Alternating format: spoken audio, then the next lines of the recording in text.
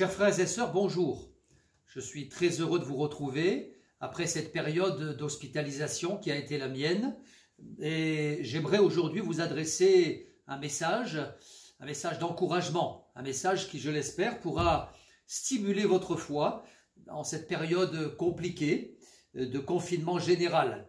Et alors que je réfléchissais à ces choses, eh bien, le Seigneur a placé sur mon cœur un texte que j'aimerais partager avec vous et qui se trouve dans l'épître de Jude au verset 3. Et je lis ceci: Bien-aimés, alors que j'ai désiré vivement vous écrire au sujet de notre salut commun, je me suis senti obligé de vous envoyer cette lettre pour vous exhorter à combattre pour la foi qui a été transmise aux saints une fois pour toutes.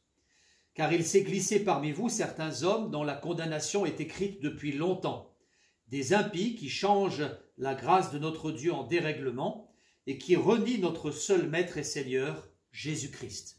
Ce texte est un texte qui a pour but de stimuler la foi des chrétiens de l'Église primitive, vous l'aurez compris. Et bien entendu, lorsque nous lisons la parole de Dieu, nous découvrons de nombreux textes qui font allusion à la foi, notamment lorsque Jésus présente sa parabole où il est question de la veuve et du juge inique, et il termine sa parabole en ces termes: « Mais quand le Fils de l'homme viendra, trouvera-t-il la foi sur la terre ?» Et cette question nous interpelle parce que je crois que nous sommes, vous le savez, la Bible l'affirme, à la fin des temps.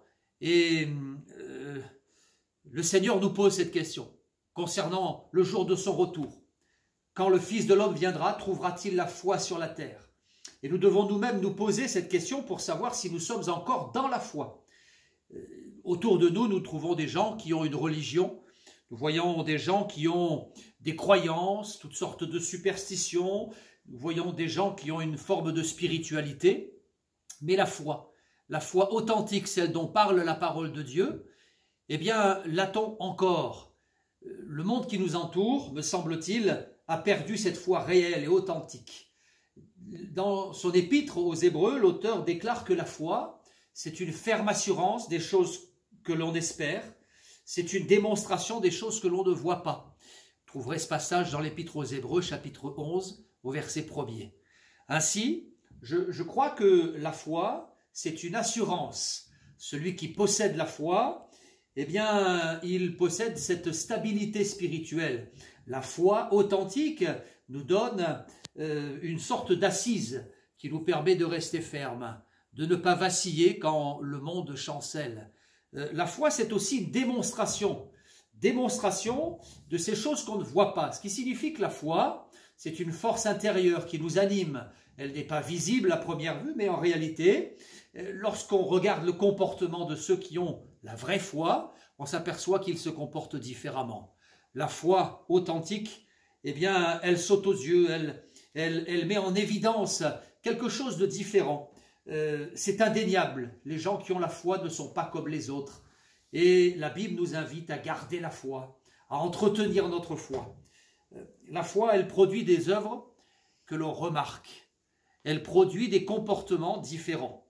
Lorsque l'apôtre s'adressait aux Thessaloniciens, il disait ceci, il parlait de ces nombreuses prières qu'il faisait monter vers le Seigneur en faveur des chrétiens de Thessalonique, et il dira: « Nous faisons mention de vous dans nos prières, nous rappelant sans cesse l'œuvre de votre foi. » Alors la foi, elle produit des œuvres. La foi, elle impacte notre quotidien.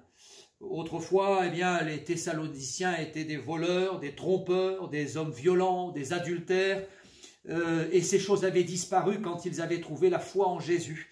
Et ils étaient devenus honnêtes, patients, pleins d'amour. Ils avaient découvert la probité, la droiture, la propreté morale.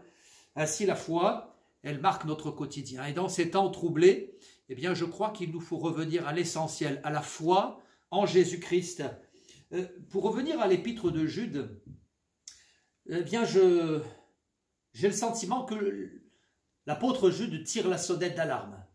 Il interpelle ses lecteurs. Ce n'est peut-être pas un hasard d'ailleurs si son épître se trouve juste avant l'Apocalypse, ce livre qui décrit ce qui se passera à la fin des temps, dans les derniers jours.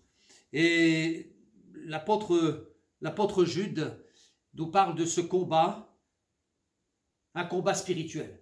Il déclare ceci: « Je me suis senti obligé de vous envoyer cette lettre pour vous exhorter à combattre pour la foi qui a été transmise aux saints une fois pour toutes. » Lors de son allocution, le chef de l'État a récemment déclaré depuis le palais de l'Élysée, c'est la guerre, c'est la guerre. Nous sommes en guerre. Cette expression aux accents martiaux a été martelée à plusieurs reprises par le président Macron pour évoquer le combat que nous livrons aujourd'hui contre le Covid-19. Et c'est vrai que lorsque nous regardons les informations, lorsque nous regardons la télévision, eh bien, on s'aperçoit que les autorités sanitaires, on s'aperçoit que les pouvoirs publics, le monde scientifique, l'armée elle-même, tous sont sur le pied de guerre afin de combattre ce virus qui se propage aux quatre coins de la planète. Eh bien, nous, chrétiens, nous devons aussi combattre. Nous devons combattre, comme le dit l'apôtre Jude, pour garder la foi. Il dira ceci: « Je me suis senti obligé de vous envoyer cette lettre pour vous exhorter à combattre pour la foi. » Nous devons combattre pour la foi. Alors c'est vrai que la foi, c'est un moteur, c'est vrai que la foi, c'est une arme, mais si nous perdons la foi, alors nous perdons tout. Et je crois que l'isolement, le confinement, l'absence de communion fraternelle pourrait amener certains et certaines d'entre nous à perdre la foi. Et aujourd'hui, j'aimerais vous encourager à rester ferme dans la foi, à combattre par la foi, mais aussi à combattre pour la foi, pour garder la foi. Ne lâchez rien, ne lâchez rien. Soyez fermes, persévérants. L'apôtre dira dans la deuxième épître qu'il écrit à Timothée: « Nous travaillons en effet et nous combattons parce que nous mettons notre espérance dans le Dieu vivant, qui est le sauveur de tous les hommes. » Nous combattons, nous combattons. Nous nous bagarrons, nous nous battons. L'apôtre ne voulait pas perdre la foi. D'ailleurs, dans le même chapitre, il dit ceci: « L'Esprit dit expressément que dans les derniers temps, quelques-uns abandonneront la foi pour s'attacher à des esprits séducteurs. » Alors, mon message aujourd'hui est un message simple. J'aimerais vous encourager à ne pas perdre la foi. J'aimerais vous inviter à entretenir votre foi, même si nous sommes confinés, que nous ne pouvons pas nous visiter, même si nous n'avons plus de réunion, eh bien, nous pouvons malgré tout entretenir notre foi par une lecture biblique quotidienne, par une vie de prière assidue, par des lectures qui nous exhortent, qui nous enseignent, des ouvrages qui pourront nourrir notre foi. Je crois qu'il est important aujourd'hui de ne pas perdre la foi. C'est le message que je voulais vous apporter et vous laisser au travers de ces quelques mots. Alors, dans l'attente de se revoir, eh bien, j'aimerais vous encourager. Je souhaite que le Seigneur vous bénisse et je vous dis à très bientôt et gardez la foi. Que Dieu vous bénisse.